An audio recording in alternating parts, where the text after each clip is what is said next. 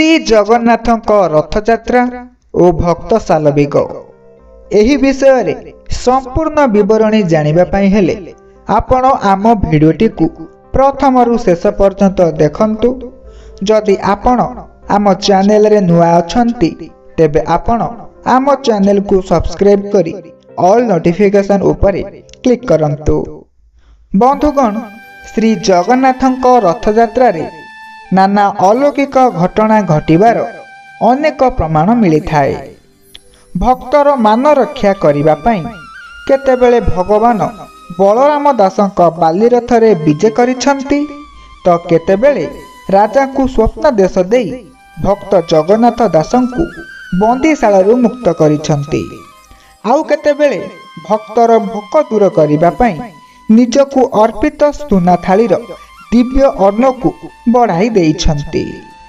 ଦୂରରୁ ଥାଇ ଭକ୍ତ ଦାସିଆ ବାଉରୀର ନଡ଼ିଆକୁ ସେ ଗ୍ରହଣ କରିଛନ୍ତି।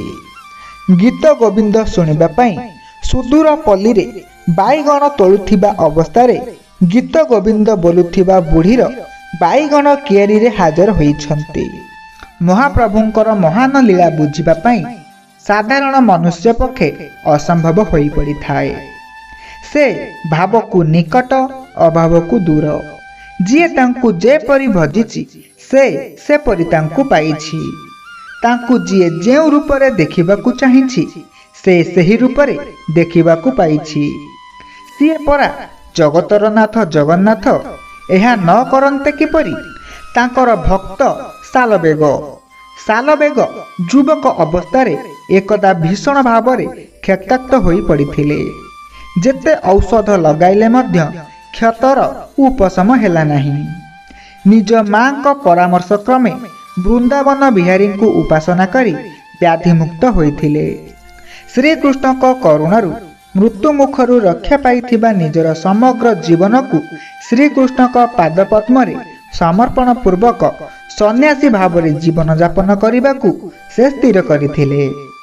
ପରବର୍ତ୍ତୀ ଅବସ୍ଥାରେ ଶ୍ରୀକ୍ଷେତ୍ର ଆସି ସେ ଅବସ୍ଥାନ କରିଥିଲେ।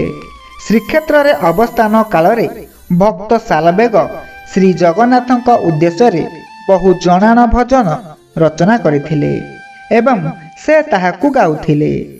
ଶ୍ରୀକ୍ଷେତ୍ରରେ ଅବସ୍ଥାନ କରୁଥିଲେ ମଧ୍ୟ ବୃନ୍ଦାବନ ଯାଇ ବୃନ୍ଦାବନ ବିହାରୀ ଶ୍ରୀକୃଷ୍ଣଙ୍କୁ ଦର୍ଶନ କରିବା ପାଇଁ ତାଙ୍କର ଇଚ୍ଛା ହେଉଥିଲା।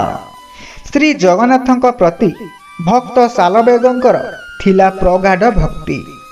ଜାତିରେ ଯବାନ ହୋଇଥିବାରୁ ଶ୍ରୀମନ୍ଦିରରେ ପ୍ରବେଶ କରି ଜଗନ୍ନାଥଙ୍କୁ ଦର୍ଶନ କରିବାର ସୁଯୋଗ ପାଉନଥିବାରୁ ପ୍ରତିବର୍ଷ ରଥଯାତ୍ରାରେ ରଥାରୂଢ଼ ଶ୍ରୀ ଜଗନ୍ନାଥଙ୍କୁ ଦର୍ଶନ କରି ଆତ୍ମସନ୍ତୋଷ ଲାଭ କରୁଥିଲେ।